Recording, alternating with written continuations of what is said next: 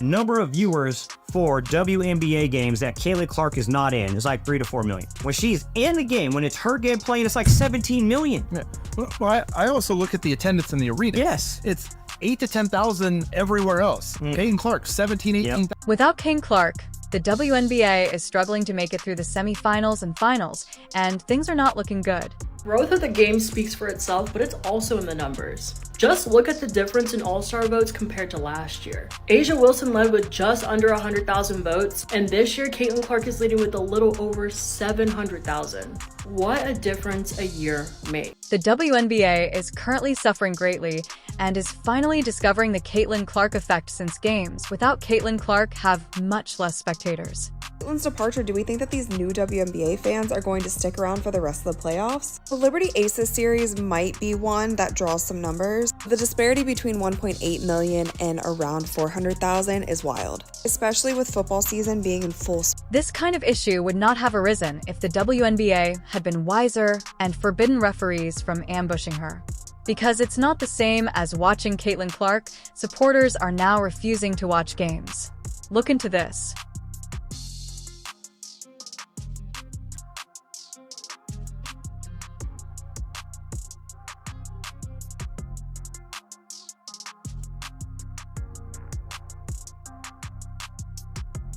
Clark went to play golf and observed the spectators. It's safe to say that the WNBA would have been more successful than ever if Caitlin was still in the playoffs.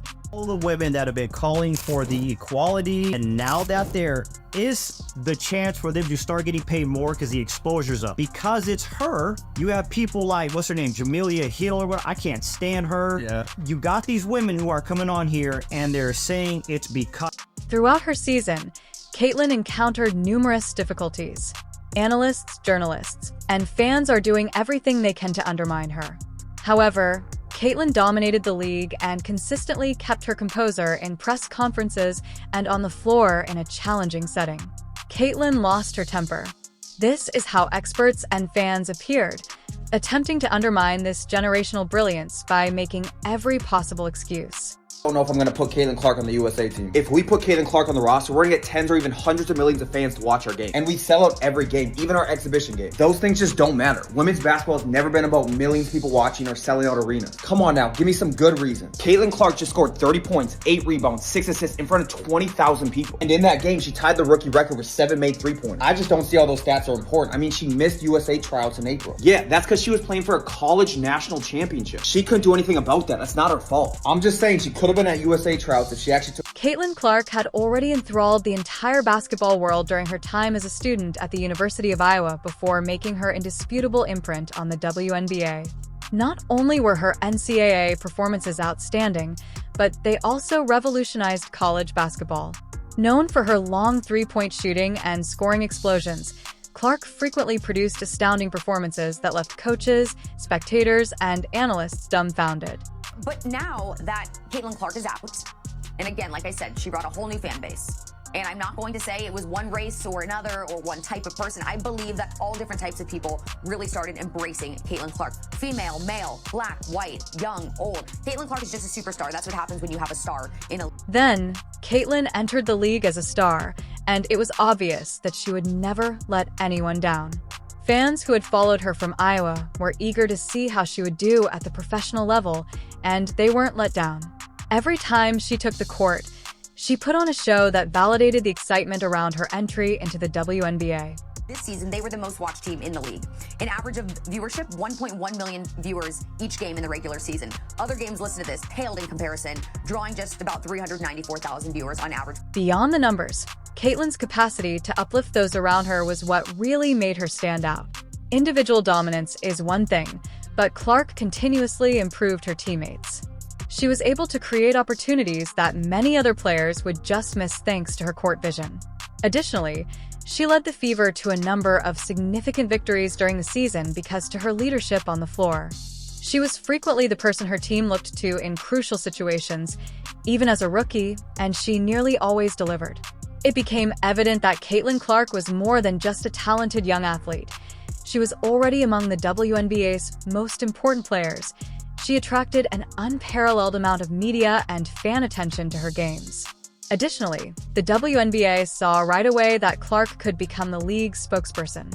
Right, since Caitlyn has joined the WNBA, we've now earned enough money for every single team to fly private. So if we put her on the team, we're gonna be able to fly private all the way to Paris and back. We have been fighting for private flights for so many years in women's basketball, but I mean, we can go back to commercial. That's something the league has been asking for so long. And now Caitlyn has literally given that to us. All right, I made my decision. Okay, good, so you're gonna put her on the team. The world's gonna be so excited. Caitlyn Clark has brought us millions of fans, hundreds of millions of dollars, and private flights, but at the end of the day, that's just not. The Indiana Fever appeared to be a club on the rise for a large portion of the season.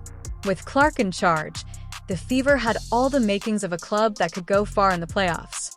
The Fever's fan base, which had expanded dramatically during the season, was full of optimism that they would be able to establish themselves in the postseason. Hey, I'd just like to say congratulations to Caitlyn Clark, #1 player on the planet right now. Let's go ahead and do this game today. You got your hands full. You're probably nervous because it's senior day. It's the last one here, but this crowd's gonna carry you through. So just keep focused. I know as soon as you drop that first three, it's gonna be all over. But such expectations were swiftly shattered by the first round of the playoffs' best-of-3 format. The Connecticut Sun, a formidable foe with more postseason experience, was paired with the Fever. The series format made it difficult for the Fever to win, even if they had a chance. They lost because to the best-of-3 playoff rule, and Caitlyn left early. Talked to the GM in Connecticut, and I said, Darius, let's go back to Indy. Let's have one game in Indy. He said, there is no way I'm going to do anything to allow my team to get out of this arena. And I said, well, I don't blame you. I said, because we will have 19,000 people ready for you. He said, I don't want to go back to Indy. But our players deserved a chance to play. For the Fever, the absence of a home game was especially disastrous. As was already mentioned, the Fever possessed one of the WNBA's most fervent and devoted fan following, regularly drawing up to 20,000 spectators to venues. In a playoff series, that kind of home court advantage may be crucial, particularly for a young team like the Fever. Caitlyn Clark's first season ended abruptly and disappointingly when the Fever were ultimately eliminated. For the Fever and the WNBA as a whole, the entire series seemed like a lost chance. One of the league's top talents had departed far too soon, and it would be detrimental to the playoffs. Following the Fever's elimination, the usage of a best-of-3 format in the first round of the playoffs has drawn a lot of criticism.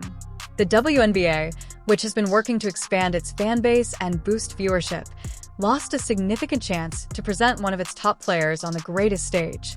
For the 2023 season, the WNBA had grown by 40% viewership from 2022 to 2023. But with Caitlyn Clark's arrival, it's grown by 400% viewership. What that means is, if the WNBA were continued to grow at the rate it grew from 22 to 23, it would take until 2028 to do what Caitlyn Clark did. For instance, the NBA's first round of the playoffs follows a best-of-5 format.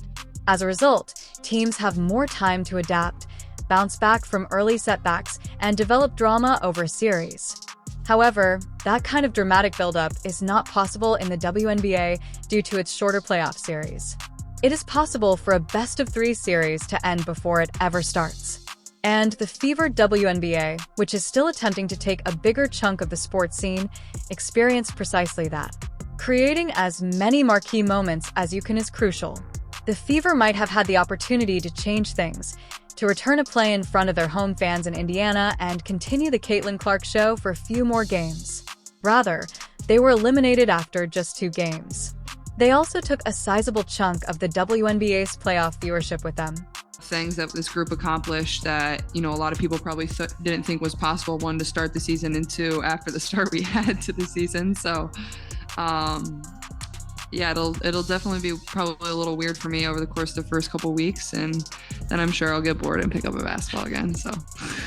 The league's viewership figures were immediately affected by Caitlyn Clark's elimination from the playoffs. Fan involvement in the WNBA had significantly increased during the regular season, largely as a result of Clark's performances. For many casual viewers who might not have previously watched the league, she had emerged as the main attraction. However, those viewers started to tune out as the Fever subsided. The figures told a story.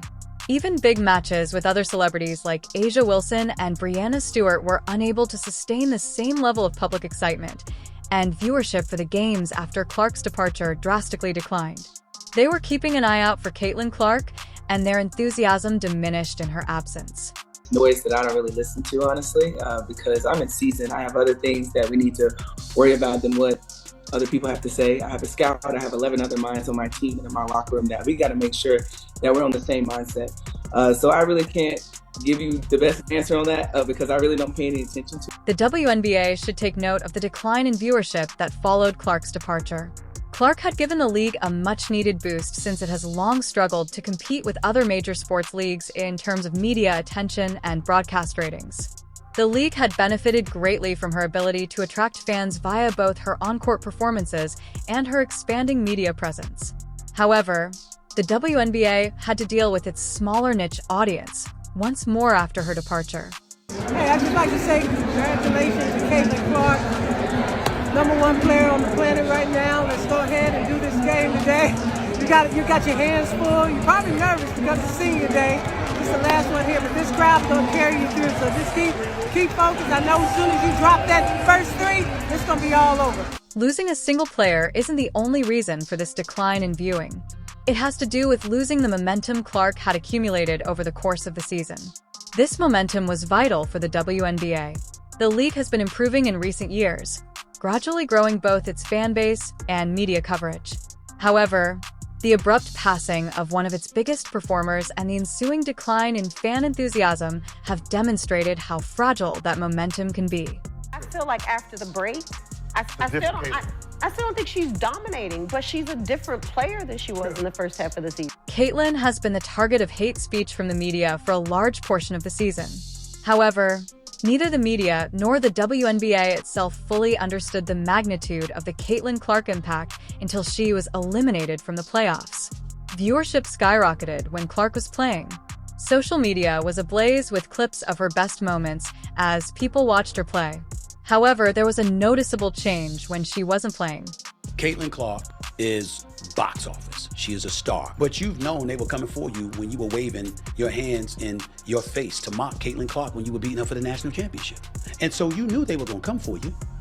You had to know. The media quickly revealed that Clark's absence had a noticeable impact on the league's viewership. They also began looking at how important she had been to the success of the WNBA. Caitlin Clark's postseason exit was undoubtedly bad for the WNBA. Did I end the playoffs? There were still a lot of stars. Above all, A.A.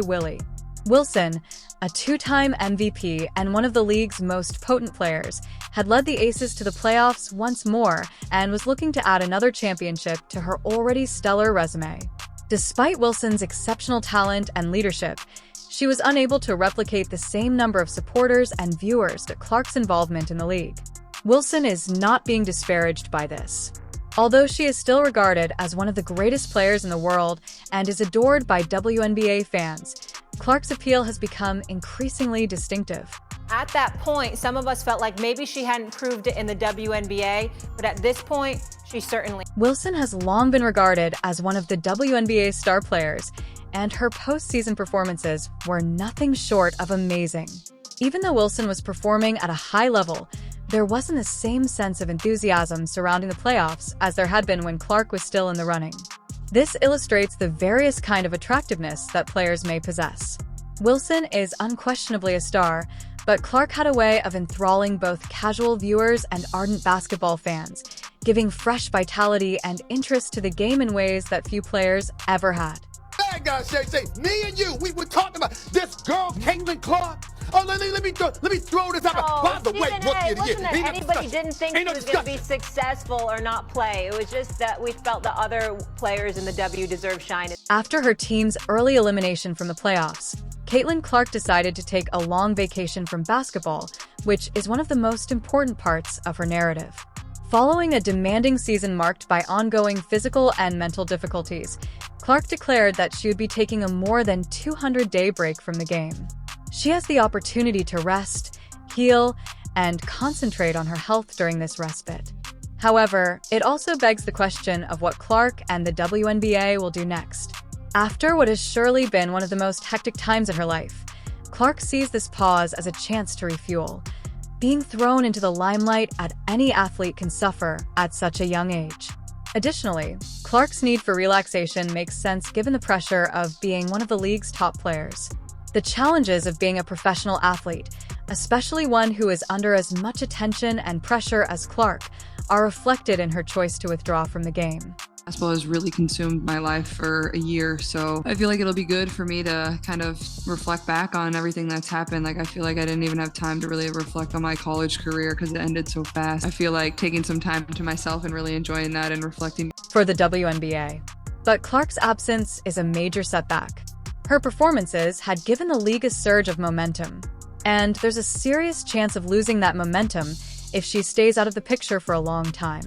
For any sports league, the playoffs are the most crucial period of the year. Additionally, the WNBA will struggle to keep fans interested and sustain the enthusiasm that Clark had created without one of its biggest players.